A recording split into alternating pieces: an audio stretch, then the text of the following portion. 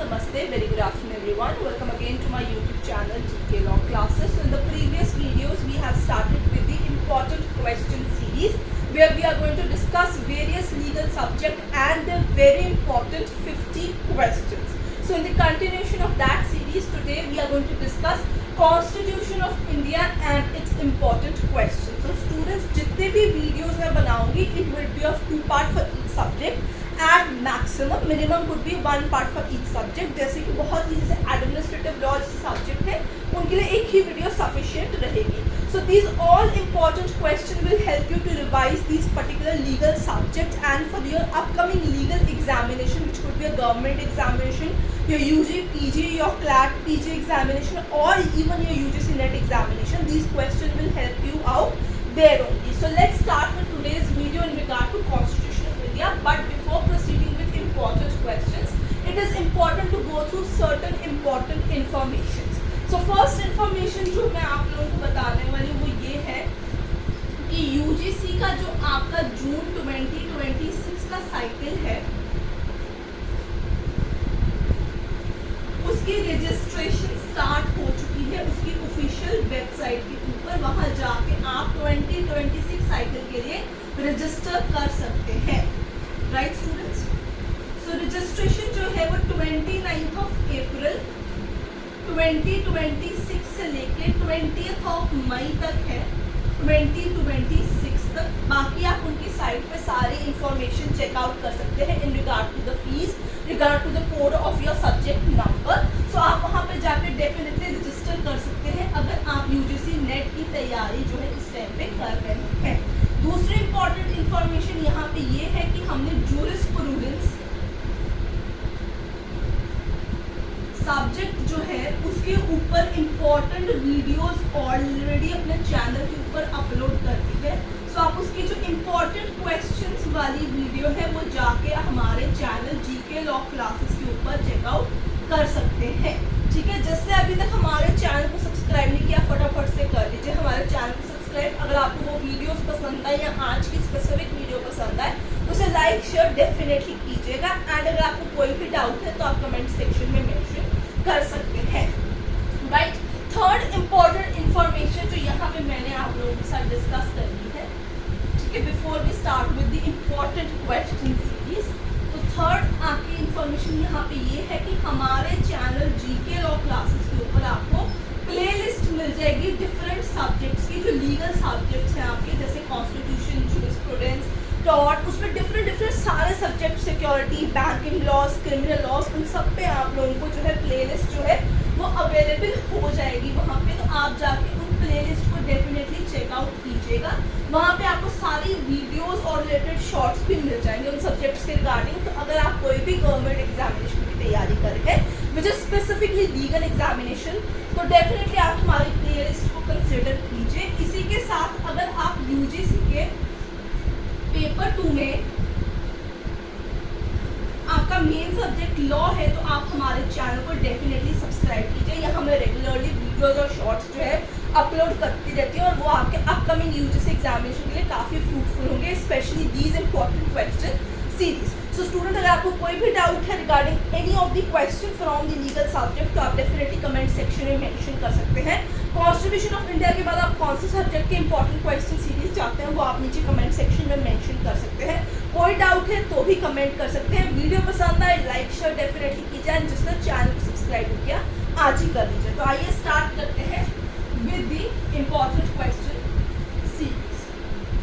Right, so इस series में कुछ क्वेश्चंस मैं सिर्फ वर्बली आप लोगों को बताऊंगी, कुछ क्वेश्चंस मैं यहाँ लिख के बताऊंगी. तो जो मैं आपको बोर्ड पे नहीं लिख के बताऊंगी क्वेश्चंस, वर्बली उसके क्वेश्चन में आंसर्स बताऊंगी, वो डेफिनेटली आप अपने रजिस्टर्स में पेन डाउन कर लीजिएगा. वीडियो को पॉज कर करके आप उसे पेन डाउन कर सकते हैं. बाकी तो एज इट इज आपके पास यहाँ पे अवेलेबल हो ही जाएगा. तो आइए स्टार्ट करते हैं. फर्स्ट क्वेश्चन है which was the last part, ठीक है, to be included in Constitution of India. जब ओरिजिनली कॉन्स्टिट्यूशन बनाया गया था तो ऐसा कौन सा पार्ट था जिसे लास्ट के अंदर जाके अडॉप्ट किया गया था या इंक्लूड किया गया था. यहाँ इंक्लूड की जगह वर्ड अडॉप्टेड भी यूज हो सकता है. ठीक है, this is a very important question also, बहुत सारे एग्जामिनेशन में आपको मिल जाता है। आंसर है प्रियम्बल,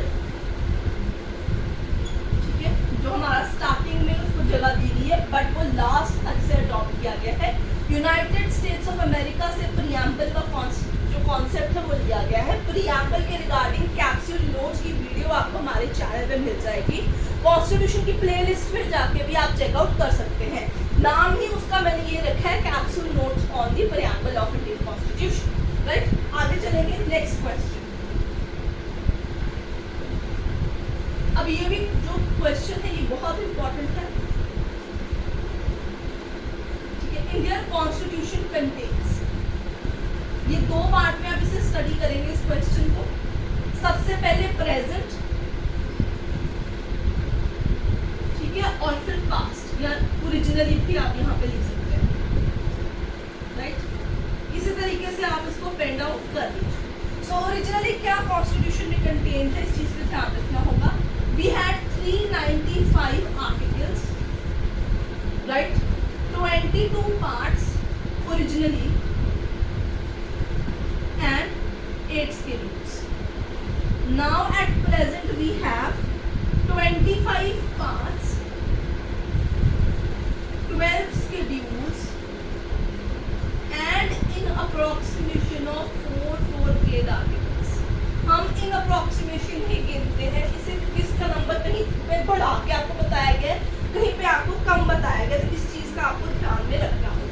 नेक्स्ट क्वेश्चन है प्रियम्बल को आज तक कितनी बारी अमेंड किया गया है, तो प्रियम्बल को आज तक सिर्फ एक ही बारी अमेंड किया गया है। The question would be like this, how many times the preamble of Indian constitution has been amended. MCQ basis question में आपके पास आंसर होगा 4 टाइम्स, 3 टाइम्स, 2 टाइम्स और 1 time. The correct answer is 1 time. ये 42nd amendment के तहत एक ही बारी आज तक जो है अमेंड किया गया है।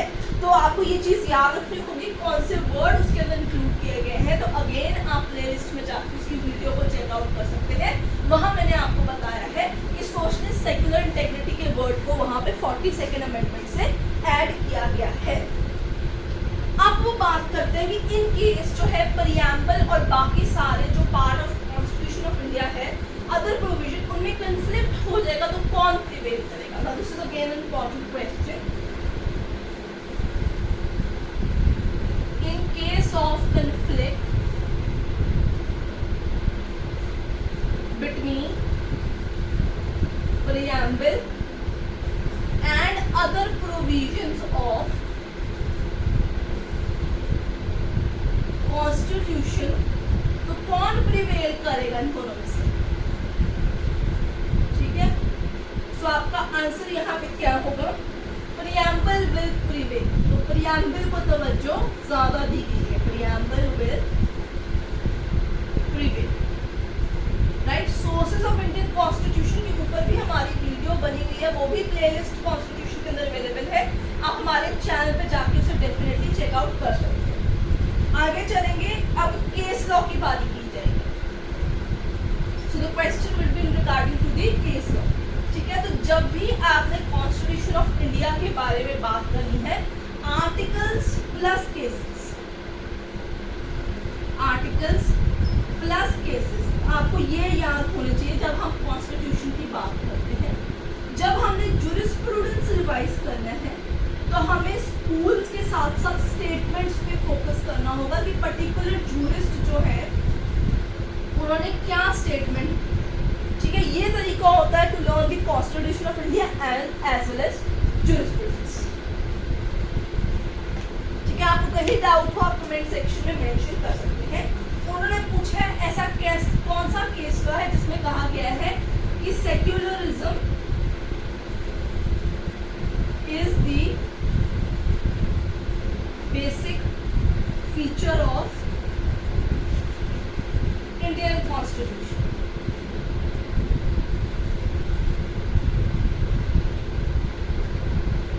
मुझसे किसी ने प्रीवियस वीडियो में पूछा था कि मैम अगर आप केस लॉज का नाम लिखेंगे तो वहाँ पे ईयर आपने मेंशन किया है कि नहीं किया है। So let me tell you, मैं सीधा केसेस के नाम बताऊंगी, ईयर आपको खुद वहाँ पे रिवाइज करने हैं, ठीक है। तो क्योंकि ये इंपॉर्टेंट सीरीज है तो हम सिर्फ टू दी पॉइंट आपको एग्जैक्ट आंसर्स बता रही हूँ। यहाँ पे आंसर रहेगा एस आर बोमाए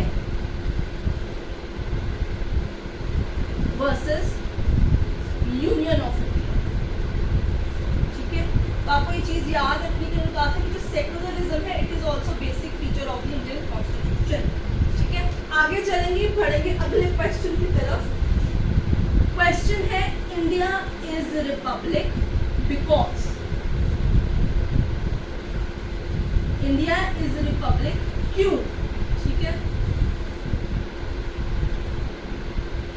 तो इसका आंसर ध्यान से सुनिए, क्यों, क्योंकि हमारे जो हेड ऑफ स्टेट है वो हेरिडिटरी मोनार्क नहीं है।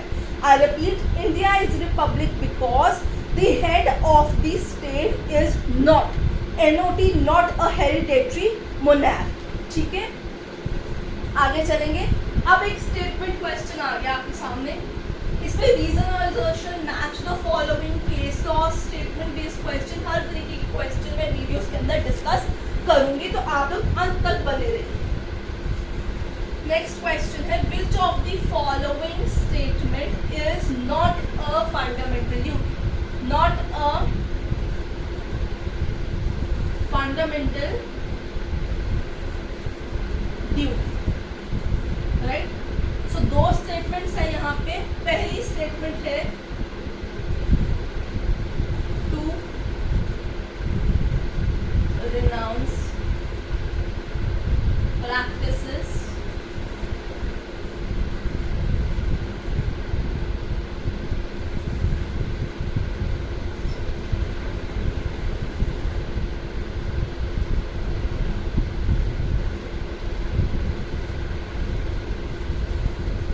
नॉट को मैंने डबल अंडरलाइन किया ताकि आप लोग जब वहां पे क्वेश्चंस को आंसर दे तो आपको not is correct, incorrect, in special words पे काफी फोकस करना होगा, तभी आप आंसर को ठीक से वहां पे जज आउट कर पाएंगे।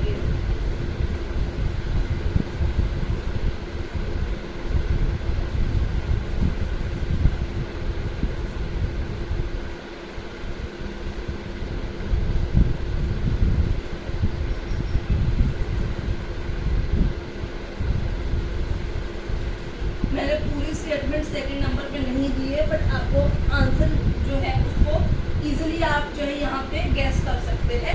सो ये एलिमिनेशन टेक्निक हो गई आपकी यहाँ पे। तो अब आप देखें, विच of the following statement is not a fundamental duty, तो इन दोनों में से कौन सी जो स्टेटमेंट है यहाँ पे आपको बतानी कि फंडामेंटल ड्यूटी नहीं है। आप आराम से इन स्टेटमेंट्स को लिख लीजिए, आराम से देख भी लीजिए। करेक्ट आंसर यहाँ पे आएगा स्टेटमेंट नंबर 2।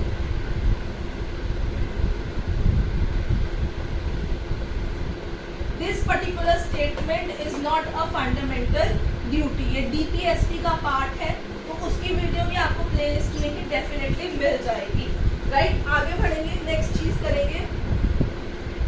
वो आपसे पूछते हैं rights available only to citizen of India, rights available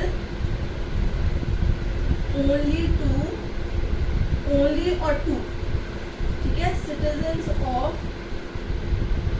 India.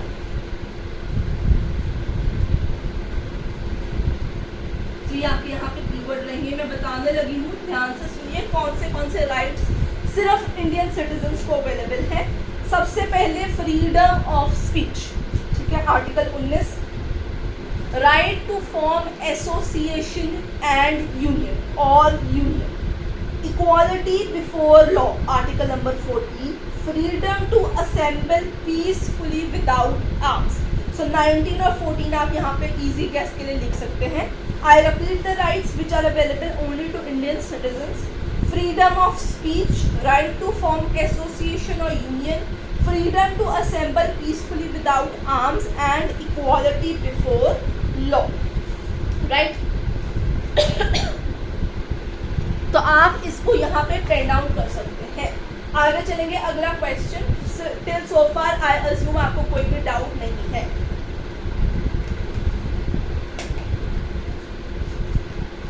Right, next question.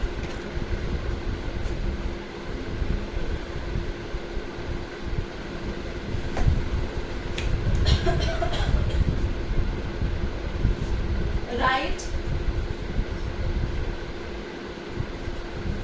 available to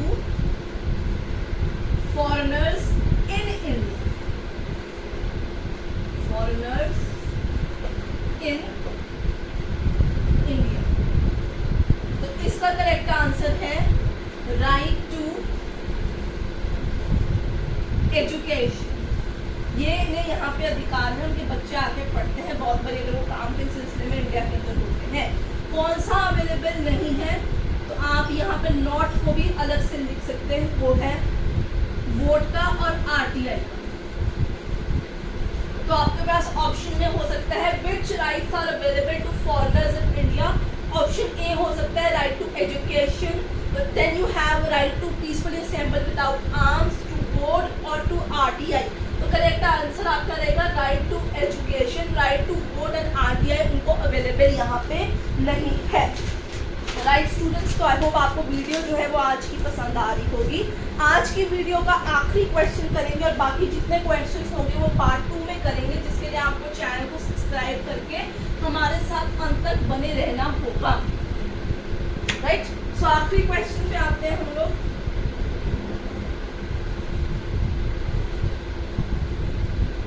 so the article 21, ठीक है, आर्टिकल 21 जो है उसके तहत कौन सी प्रोटेक्शन प्रोवाइड की जाती है?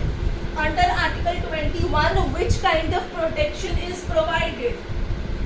I am going to write the question. Under article 21 of the Indian Constitution, which protection is provided? Difficult, moderate और इजी लेवल तीनों तरीके के क्वेश्चंस की हमने ये सीरीज बना रखी है। आंसर है प्रोटेक्शन मिलती है अगेंस्ट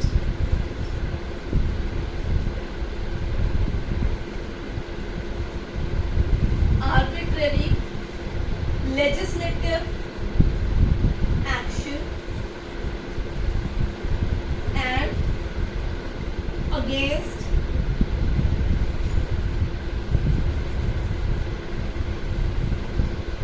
arbitrary executive action।